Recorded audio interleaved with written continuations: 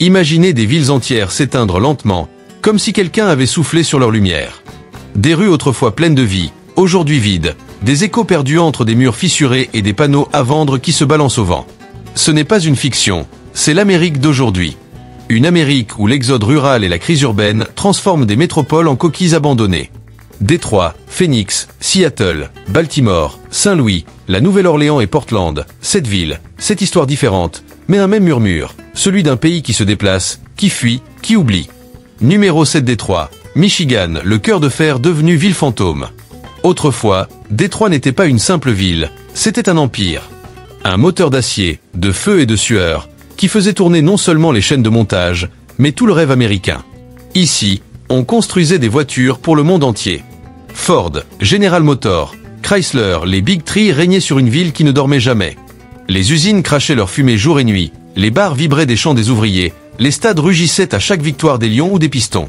Détroit, c'était la promesse d'un avenir solide, d'une Amérique qui avançait à toute vitesse. Mais les moteurs se sont tus. Lentement, presque imperceptiblement au début. Puis brutalement. Quand les grandes industries ont délocalisé leur production, quand les emplois sont partis vers le sud ou vers l'étranger, c'est toute une génération qui a perdu son souffle. Les rues se sont vidées, les vitrines se sont fermées, les maisons ont été abandonnées comme des coquilles vides. Le cœur de fer de l'Amérique s'est brisé, et personne n'a entendu le bruit de la chute. Aujourd'hui, marcher dans Détroit, c'est comme traverser les ruines d'un rêve. Des avenues entières bordées de bâtiments majestueux, vestiges d'un passé glorieux, se dressent dans un silence troublant. Des églises où résonnaient les chœurs du gospel laissent désormais filtrer la lumière du jour à travers des vitraux brisés. Et dans certaines rues, on entend encore le vent siffler à travers les fenêtres béantes, comme un murmure venu d'un autre temps. Mais ce silence n'est pas totalement vide. La nature a repris son territoire. Là où autrefois passaient des milliers d'ouvriers, des herbeaux ont poussé. Des renards, des cerfs, parfois même des coyotes se faufilent entre les ruines industrielles. On dit que Détroit respire encore, mais différemment. Sous les gravats et les façades écaillées, une nouvelle génération tente de réinventer la ville. Artistes, jeunes entrepreneurs, rêveurs. Ils transforment les usines en ateliers, les parkings en jardins urbains, les cicatrices en espoir. Et pourtant, un sentiment persiste. Celui que Détroit vit entre deux mondes, celui de ce qu'elle fut et celui de ce qu'elle tente encore de devenir. Chaque mur tagué, chaque bâtiment abandonné semble raconter une histoire inachevée. Certains habitants disent qu'à la tombée de la nuit, on peut presque entendre les échos des machines, les rires des travailleurs, les klaxons des voitures toutes neuves qui sortaient des chaînes. Comme si la ville refusait d'être totalement oubliée. Détroit n'est pas morte. Elle dort. Sous la rouille, sous la poussière, sous les rêves effacés, bat encore le cœur d'une ville qui a tout donné et qui, peut-être, se relèvera un jour, plus silencieuse, mais plus forte. Numéro 6, la Nouvelle-Orléans, Louisiane, la beauté blessée de l'Amérique. Il y a des villes qui ne meurent jamais vraiment. Elles saignent, elles pleurent, elles tremblent, mais elles continuent de chanter. La Nouvelle-Orléans est de celle-là. C'est une ville née de la musique, du brassage des âmes et de la chaleur du Mississippi. Une ville où chaque ruelle semble vibrer d'un souvenir, d'une note de jazz, d'un parfum de cuisine créole ou d'un rire éclatant venu d'un balcon en fer forgé. Mais derrière le carnaval et les couleurs, derrière les trompettes du French Quartet et les masques de Mardi Gras, se cache une blessure profonde, une cicatrice que le temps n'a jamais refermée. Car la Nouvelle-Orléans n'a pas seulement affronté la colère du ciel. Elle a survécu à l'inimaginable. Août 2005. Katrina. Un nom devenu synonyme de cauchemar. Lorsque les digues ont cédé, l'eau s'est engouffrée dans les rues comme une bête déchaînée. Des quartiers entiers ont disparu sous les flots. Des familles entières ont tout perdu. Et pendant des jours, le silence de la catastrophe n'a été brisé que par le clapotis sinistre de l'eau stagnante et les appels à l'aide perdus dans le vent. Ce n'est pas seulement une tragédie naturelle, c'est une cicatrice collective. Même aujourd'hui, 2 décennies plus tard, certains quartiers portent encore les traces de ce désastre. Des maisons éventrées, des trottoirs fendus, des panneaux d'interdiction qui rappellent que tout peut s'effondrer à tout moment. Le Lowenintward, autrefois vivant et vibrant, est devenu un symbole de l'abandon. Beaucoup de ceux qui sont partis ne sont jamais revenus. Et pourtant, la Nouvelle-Orléans respire encore. Elle a ce parfum d'insoumission, cette rage de vivre que même les ouragans n'ont pas pu balayer. Dans les rues du Vieux-Carré, on danse encore. Les saxophones hurlent sous les balcons, les odeurs d'épices flottent dans l'air, les voix s'élèvent, puissantes, comme pour défier la fatalité. Chaque soir, on joue, on chante, on rit, non pas pour oublier, mais pour se souvenir que la vie continue malgré tout. Mais une nouvelle menace plane, plus lente, plus sournoise. Les eaux montent à nouveau, petit à petit. Le niveau du golfe grimpe, la terre s'enfonce, et certains scientifiques disent que, dans quelques décennies, une partie de la ville pourrait être engloutie. Le même Mississippi qui a nourri la ville pourrait bien, un jour, la reprendre. Et c'est peut-être cela, le paradoxe de la Nouvelle-Orléans. Une cité bâtie sur la joie et la tragédie, sur la fête et la peur, sur la musique et les tempêtes. Les habitants le savent. Ils vivent avec cette fragilité, comme on vit avec une vérité qu'on ne veut pas affronter. Ils reconstruisent encore et encore, avec le sourire d'une résilience presque magique. Ici, chaque maison restaurée, chaque bar ouvert, chaque chanson jouée dans la rue est un acte de résistance. Car la Nouvelle-Orléans, ce n'est pas seulement une ville, c'est un battement de cœur. Un battement qui résonne dans chaque note de trompette, dans chaque rire au coin d'un bar, dans chaque regard porté vers les eaux menaçantes. Et si un jour elle devait disparaître, ce ne serait pas dans le silence, mais dans une dernière mélodie, vibrante, fière, éternelle. Numéro 5 Saint-Louis, Missouri, la porte de l'Ouest refermée. Il fut un temps où Saint-Louis représentait la promesse de l'Amérique. Une porte ouverte vers l'Ouest, un symbole d'expansion, de courage et d'avenir. C'était ici que les pionniers faisaient leurs adieux à l'Est pour s'élancer vers les grands espaces. La ville vibrait au rythme des chariots, des trains, du fleuve Mississippi et des rêves de conquête. Saint-Louis, c'était la frontière entre le connu et l'inconnu, le point de départ de l'aventure américaine.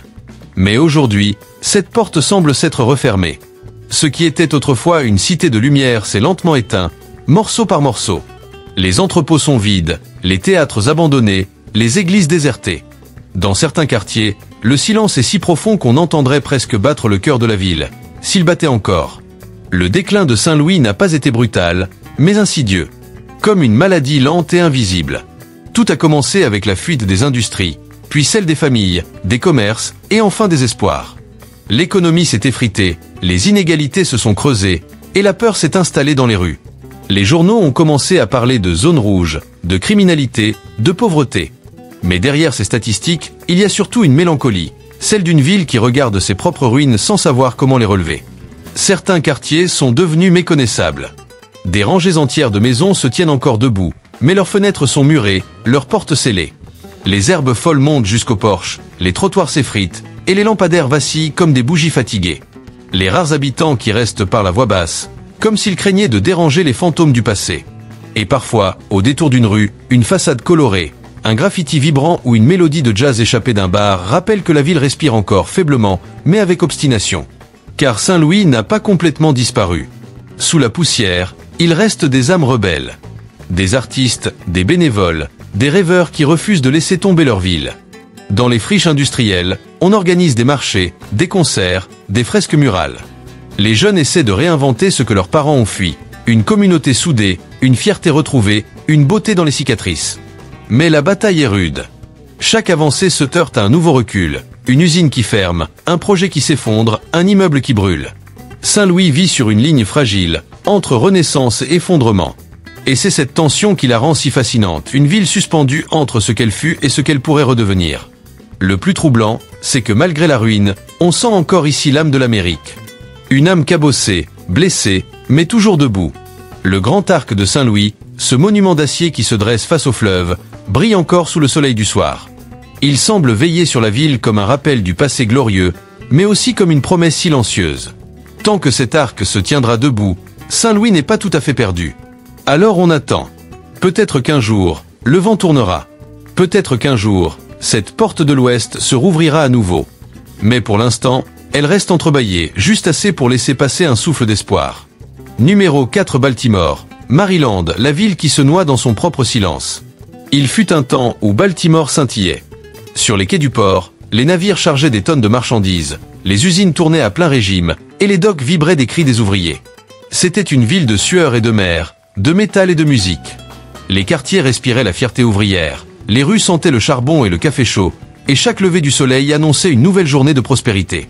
Mais tout cela appartient désormais à un autre siècle. Quand les industries ont déserté les rives du Chesapeake, elles ont emporté avec elles la colonne vertébrale de Baltimore. Les emplois se sont éteints, les entrepôts se sont vidés, et peu à peu, les habitants ont quitté la ville, laissant derrière eux des rues entières abandonnées, comme si le temps s'était arrêté au lendemain d'une fête qui ne reviendra jamais. Aujourd'hui, marcher dans certains quartiers de Baltimore, c'est comme remonter un souvenir brisé. Les briques rouges se fissurent, les fenêtres sont murées, les lampadaires clignotent dans la brume. Et dans le silence des ruelles, on peut encore sentir la présence de ce qu'était la ville. Des voix, des rires, des pas, des traces de vie effacées trop tôt.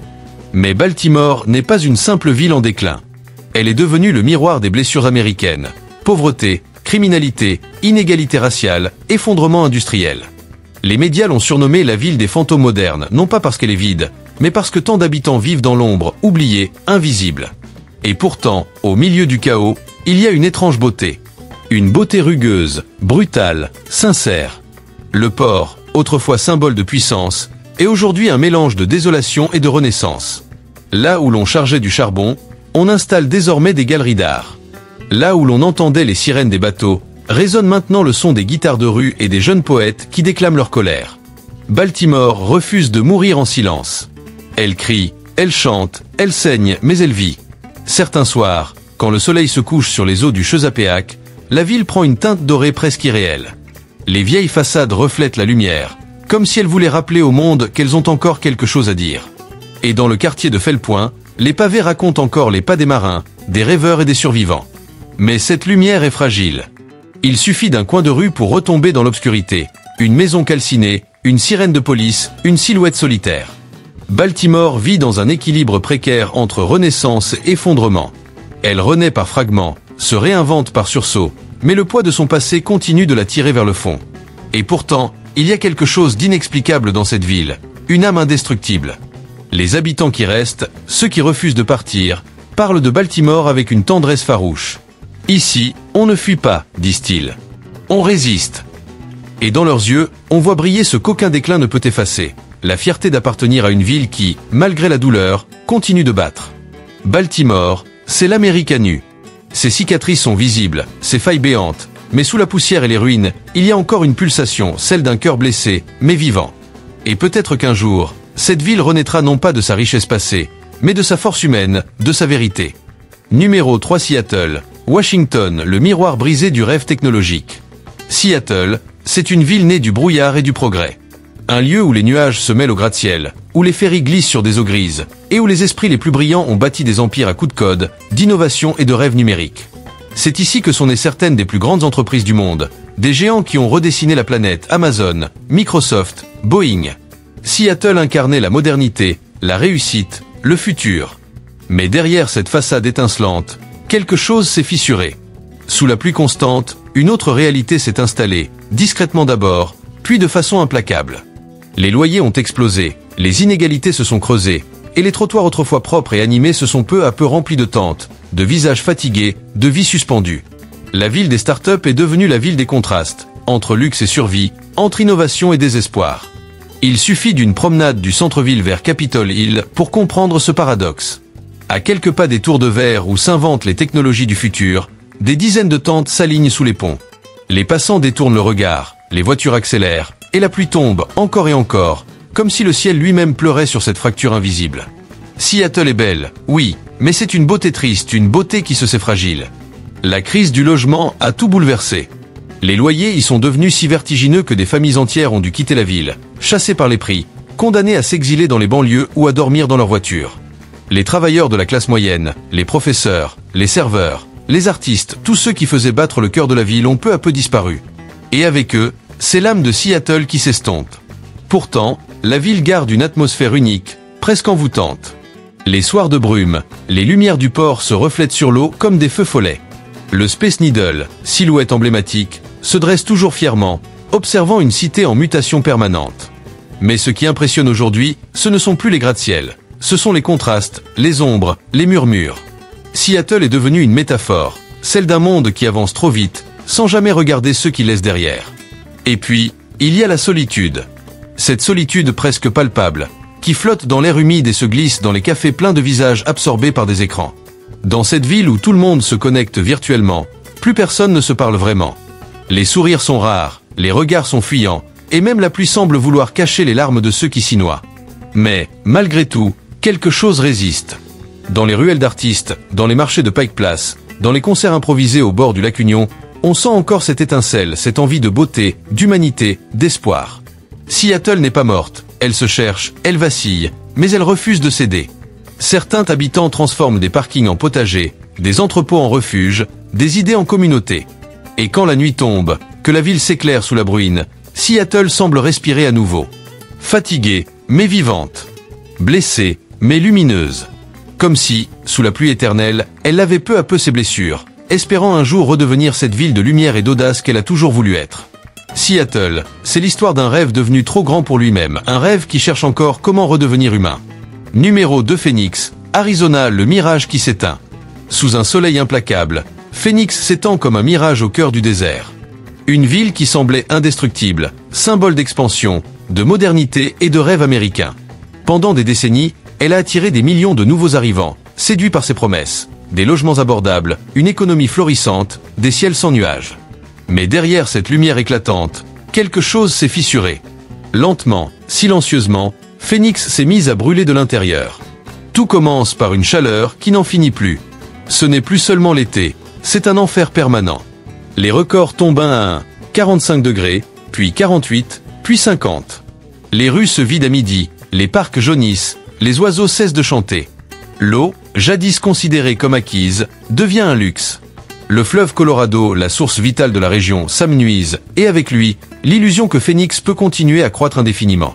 Les climatiseurs tournent à plein régime, engloutissant l'électricité à un rythme insoutenable. Les coupures deviennent fréquentes. La chaleur, elle, ne s'arrête jamais. Dans certains quartiers, les habitants dorment dans leur voiture, moteur allumé, juste pour quelques heures de répit. D'autres préfèrent partir, abandonnant derrière eux des maisons encore neuves, figées sous une fine pellicule de poussière. Puis, la crise économique s'invite à la table.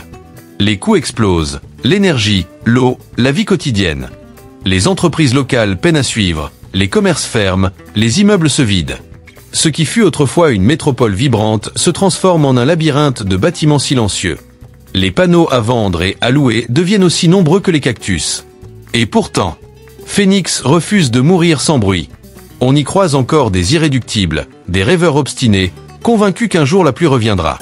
Ils cultivent des jardins dans des bacs d'ombre, récupèrent chaque goutte, inventent des systèmes ingénieux pour survivre. Mais même leur détermination semble vaciller face à la nature qui reprend ses droits. Les tempêtes de sable recouvrent peu à peu les routes, les piscines vides se remplissent de poussière, et le vent chuchote à travers les palmiers desséchés. Phoenix, jadis symbole de la Renaissance américaine, ressemble désormais à un avertissement, celui d'un monde qui a voulu défier le désert sans jamais en comprendre les règles. Ce n'est plus un mirage. C'est une leçon gravée dans la chaleur, un rappel que même les villes les plus flamboyantes peuvent s'effondrer, non pas dans le bruit, mais dans un silence brûlant. Numéro 1 Portland, Maine, la petite ville en lutte contre l'oubli. Portland, Maine, c'est une ville qui respire le passé et la mer. Ses quais de bois grincent sous le vent, les bateaux de pêche s'alignent comme des sentinelles patientes, et le parfum du sel se mêle à celui du café fraîchement moulu. Pour beaucoup, c'était un havre de tranquillité, une petite ville portuaire où le temps semblait s'écouler plus lentement, où chaque rue pavée racontait une histoire, et où l'on pouvait encore croire aux communautés soudées et aux lendemains doux. Mais cette quiétude cache une vérité inquiétante. Portland se vide, doucement mais sûrement. Les jeunes partent chercher du travail ailleurs, fatigués des prix exorbitants, des opportunités limitées et de l'absence de perspective. Les commerces ferment les uns après les autres, et certaines maisons, laissées vides, se transforment en coquilles silencieuses, leurs fenêtres reflétant un ciel grisâtre qui semble avaler la ville. L'été, la ville reprend vie avec les touristes, les festivals et les terrasses animées. Mais l'hiver, lorsque le vent du nord balaie les rues et que la neige recouvre les quais, la réalité revient en force. Portland devient alors un labyrinthe déserté, où chaque pas résonne sur les pavés froids, où les lampadaires vacillent comme des bougies mourantes. Et c'est là que l'on comprend, derrière la beauté pittoresque se cache une lente disparition, presque invisible pour ceux qui ne regardent pas attentivement. Ce qui rend Portland encore plus fascinante, c'est ce contraste constant. La ville semble lutter pour rester vivante. Des artistes s'installent dans des bâtiments abandonnés, des cafés tentent de maintenir la flamme de la vie sociale, et des habitants têtus réinventent leur communauté, refusant de céder à la désertion.